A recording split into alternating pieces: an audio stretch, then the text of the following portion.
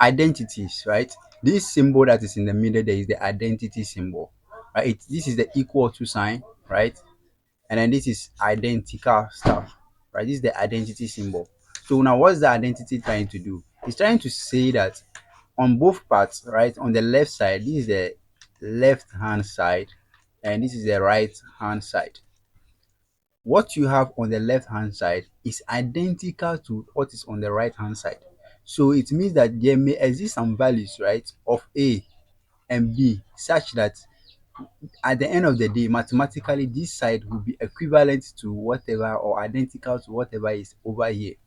So in solving identity, we want to find the values of A and or B, right?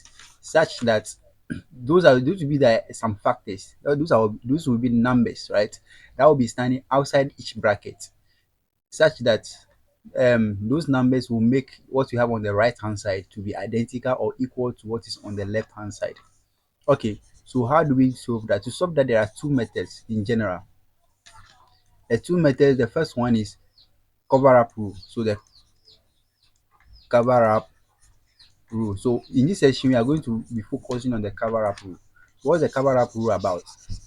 It's about trying to make sure that we proceed as if one of the terms, this is one term, right, with the unknown, is not there, right? We need to make sure that this one is not there. We cover it up and solve for only this guy. When we are done, we do the same thing, right? We take this term, we take the other term, right, and then make sure that it acts as if it's not there, so that we can focus on this one and solve it. But how do we do that? You can proceed with anyone for any of them that you are comfortable with first. You need to do that. So if with the identity rule, you need to make sure that each of the term you make, this is one term, this is another term, right? You find a way to make sure that one of them is not there or is covered up.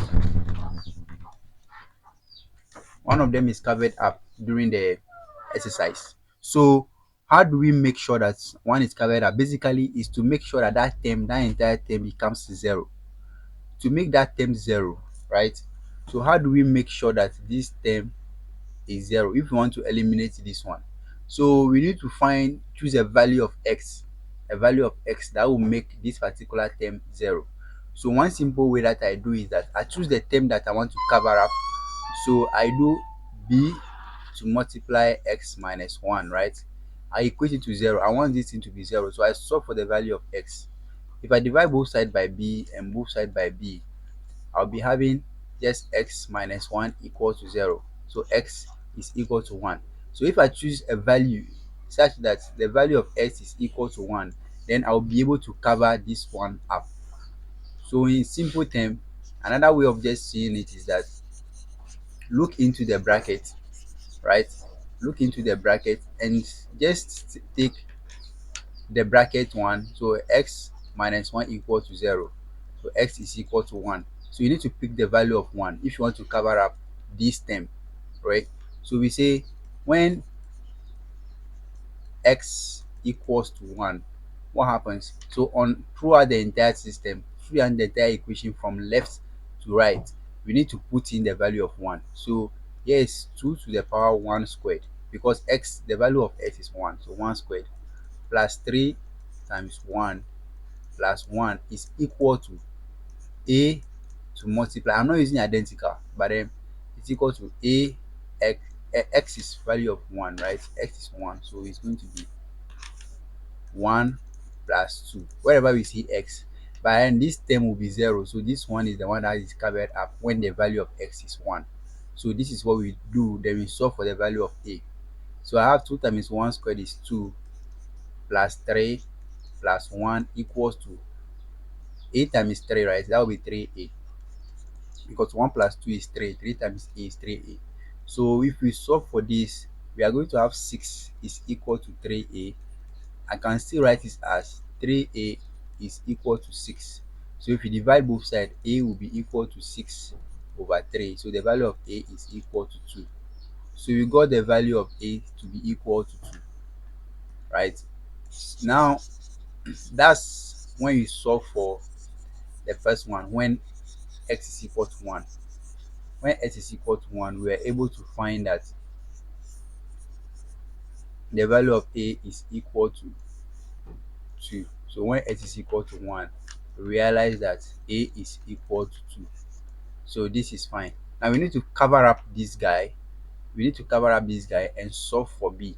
So to cover this guy, we do x plus 2, which is the bracket multiplying the a, equal to 0. This implies that x is equal to negative 2. So we now say when x equals to negative 2, we need to solve, meaning where throughout the entire equation from left to right, we put in the value of negative 2 to try to find the value of b. So that will be 2 into brackets negative 2 squared plus 3 into brackets negative 2. I'm just replacing wherever I see x with the value that I'm focusing on at the time. Plus 1 is equal to, we have covered up this one, so this one will not be shown. Then we are focusing on b. B into brackets negative 2 plus 1. So this will give me 2 times negative 2 squared is the same as 2 times 4. 3 times negative 3 times 2 is going to be negative 6 plus 1 is equal to negative 1 plus 1 is going to be negative 1. Negative 1 times b is negative b, right? So you have 8. So negative b is equal to this is equal to 8. 8 minus 6 plus 1. So that will be this is 2 3, that will be 3. So b is equal to negative 3 if you want to multiply both sides by negative 1 or divide both sides by negative 1. So b is equal to negative 3. So we are able to find the value of when x is equal to b, when x is equal to negative 2, b is equal to negative 3. So we have found values of a and b. So this is what we have. Right, these are the final answers that we get. Let's solve another question quickly. So we have another expression here, right? So I'm going to cover up this side first. So I'll do when x is equal to negative 1, because s plus 1 is equal to 0. So s is equal to negative 1. So I will say when x is equal to negative 1, what do I do? I replace wherever I see x with negative 1. That will be negative 1 squared for the first one, plus 4 multiplying negative 1 plus 5 equals to a multiplying negative 1 plus 3. Then I will have negative 1 squared, that will be 1 minus 4 plus 5 equals to 2a. This is going to give me 2. At the end of the day, this is going to be 5 minus 4, that will be 6 minus 4, that will be 2 is equal to 2a. So a is equal to 1. So I got the value of a. Now when x is equal to b, so we are going to cover up this one. Now we are done covering up this guy and we're able to find a. Now we need to cover up this one to find b.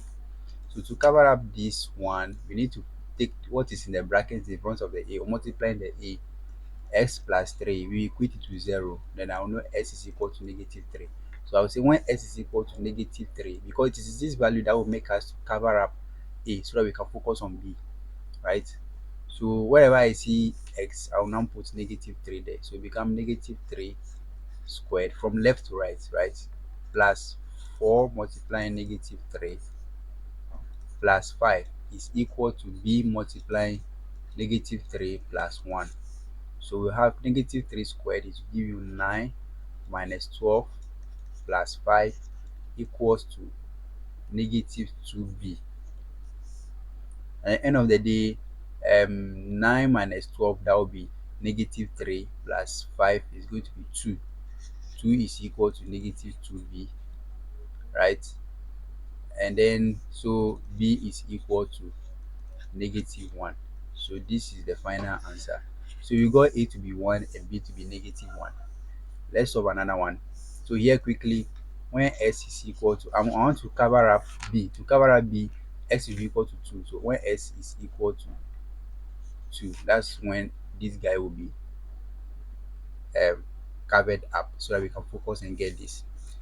When s is equal to 2, we know our 3 into bracket 2 squared minus 2 minus 2 equals to a to multiply 2 plus 4. B is covered up, so we focus on this. That will be 3 times 4, that will be 12, minus 2, that will be negative 4, equals to 6a. Then 12 minus 4, that will be 8, equals to 6a. So a is equal to 8 over 6. So a equals to 4 over 3. This is the value of a. Now we try to find the values of um let me separate this into two. When x is equal to, I want to cover up this one. To cover up this one, we do x plus 4 equals 0. So it means that x is equal to negative 4. So when x is equal to negative 4, this guy will be covered up. So you can focus on this. Wherever we see x, we put in negative 4 there. So 3 into bracket negative 4 squared minus negative 4 minus 2 is equal to a to multiply, or b to multiply negative 4 minus 2. This one will give me 4 squared, as 16, right? 16 times 3, that would be 48. 48 plus 4, because negative 4 minus 2 is equal to negative 6b. So at the end of the day, this one will give me 2, right? So it will be 50 equals to negative 6b. So b is equal to negative 50 over 6, which is the same as, so b equals to negative 25 on 3. This is the final answer for b.